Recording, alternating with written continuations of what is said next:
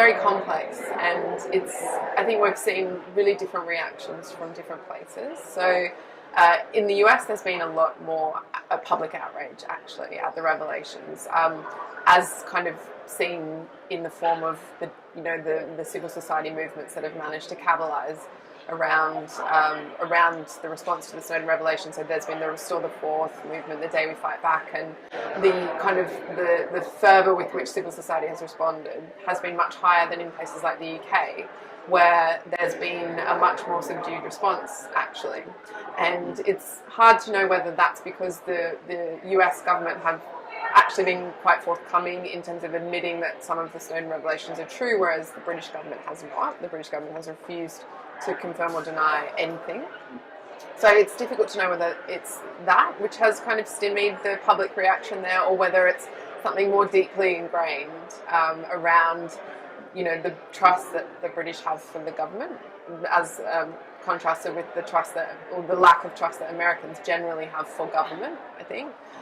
There's a kind of ideological difference between the two nations. And so that's why you have the British as a more of a welfare state, and the US as a place where healthcare struggles to get on the agenda. So I think maybe there's something to do with that. And then if you contrast to the response in Germany, which again was extremely kind of outraged, even more so than in the US. You've seen real steps towards change there. You've seen the German government leading the way at the UN for a resolution. There's talk of them offering Snowden asylum if he can make his way to Germany.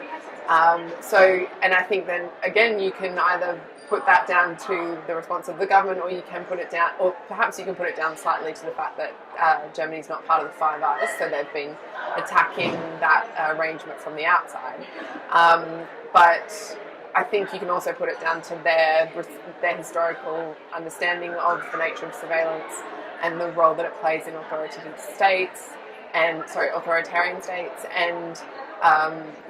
the serious impact on privacy that mass data collection has. So I think that it's been really different everywhere else. And if you look, for example, people I've spoken to in the Arab world have had a completely different reaction, which is to say, we've long known that our governments are doing this anyway, so you shouldn't have been surprised. And I think that that's a kind of unique perspective as well to the whole thing. So I think the difference in responses that we've seen have been really marked and quite surprising. As a British-based advocate, very disappointing to see the lack of public outrage. Something we've been trying really hard to counter. We've just launched a campaign called Don't Spy on Us, and we hope that will kind of catalyse some legislative change. And we've seen some really good support from media outlets like The Guardian, obviously.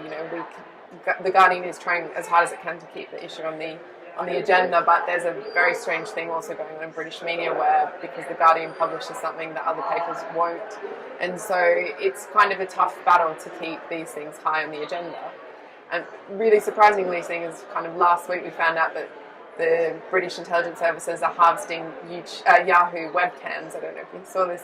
Yahoo webcams for images from chats, which includes something above 10% of nudity, images containing nudity. And that's a really invasive form of surveillance, actually. I mean, and this touches on ordinary people in the UK who have no need to be subject to surveillance by the British government. And yet still we're finding it hard to get people outraged. So I think that it can be a tough sell depending on where you are. In the UK, we're suing the British government for their role in what we call the Five Eyes surveillance, because the reality is this is not about just the NSA or about the British, but it's about Australia, New Zealand, Canada, the US and the UK who've had this long-standing arrangement to collect and share data freely between them. And there's no such thing as this no spy pact. We now know everybody's spying on everyone and sharing it around. So we're trying to attack the British government because that's where we're based, and the British have a part of the European framework. So it's a lot easier to bring human rights standards to bear in the courts in the UK than it is in other countries. So we're suing the British government for mass surveillance and for the sharing of information, that the access they've had to PRISM, we say, is against British law. We're also trying to advocate for the rights of foreigners here in the US, because one of the things we've seen come out of the NSA surveillance is that the American government has been quite forthcoming in their in admitting that they've done some things wrong and quite willing to change some of the approaches they've taken. But the legal framework here is still about discriminating against Americans versus non-Americans. FISA, the legislation only applies, in essence, to foreigners and allows the US government to sweep up everything about foreigners. That may have made sense when, foreign phone calls were coming in once a day from outside the US, but now all of our communications pass through here, more than likely.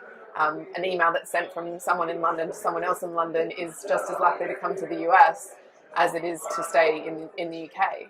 And so why should that create some unfair threshold that the US government is allowed to access our communications just because it's physically within their territory? So we think that that's a form of discrimination, actually, and that countries should change their legal frameworks to reflect the nature of global communications these days, which is not about territory. And it's not about boundaries. Communications don't stop at borders; they go wherever they like, and that very fact shouldn't allow some governments to sweep up information about certain people just on the basis of their nationality. So we're fighting really hard that discrimination angle, and the US has to be the battleground for that because the US is the leader and they're also the one doing most of the spying. And we're also doing a lot of work at the UN because we think that that's actually a really important venue to get other countries on board about the need to stop mass surveillance and to kind of curb spying practices. One of the most important ways of getting change in countries that don't have a lot of power is by creating a kind of consensus around certain norms. And so the only way we're going to get small countries to change their policies is to get them to think that it's politically important because other countries have signed on. So it's really important for us also to advocate with like good leaders in this field. So countries like Norway, perhaps, or Germany or Sweden, who can kind of take a best practice stance and bring other countries behind them. Brazil is trying to lead the way in that respect as well. So we're trying to kind of influence those processes too. And then we're also trying to get at the companies that make the technology that support this stuff. So we're trying to uncover where British companies or German companies or American companies are making mass surveillance technology and selling it to countries like Bahrain, Turkmenistan, Ethiopia. And we're trying to stop the sale of those technologies and their export to those countries. And to do that, we're kind of naming and shaming companies, but we're also litigating where we can. And we're trying to get regulations to, just the same way that conventional arms are regulated in their export and in their sale, we're trying to get digital arms regulated in their export as well. So for us, it's about kind of coming at it from lots of different angles and talking to the companies, but talking to the governments as well, and also about trying to raise public attention and awareness to this issue, get them to understand why it really is important that they know where their data goes and who has access to it. And that's probably the biggest hurdle of all. So regulating it can be a very fine line because we want to promote internet freedom. We don't want to control the internet, but at the same time we want to stop certain tools. But generally when we refer to digital arms, we mean either systems that enable mass surveillance, which could never be in compliance with human rights norms, or systems that enable targeted computer exploitation or hacking, basically. So we're looking at hacking or Trojans, malware. Those types of technologies are produced on the private market and sold to governments. And we say that they have, that they can affect people's human rights just as much as conventional arms can, and so that they should be controlled in the same respect. And that's an argument that's gaining real traction at an international level. And of course, we all know that, if the future of war is cyber war, then the future of weaponry is cyber weapons. And we must find a way, just the same way we have a whole international law framework to moderate conventional war and conventional weapons, we can find a way to have an international framework that moderates digital war and digital weapons.